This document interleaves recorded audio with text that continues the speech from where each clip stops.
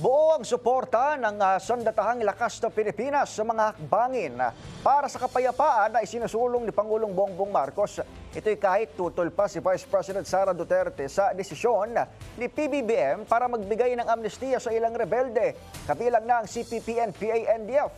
Sa panayam ng DZRH, sinabi ni AFP spokesperson Colonel Medel Aguilar, isa sila sa mga sumusuporta sa amnestiya na mabisang gamot umano para matuldukan na ang napakatagal na insurgency.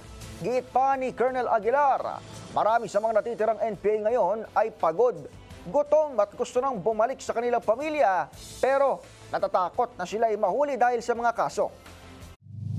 Dahil nakikita namin na ito po ang isang mabisang gamot para tuldukan na po yung napakatagal ng insurgency sa atin, 55 years to be exact by December 26.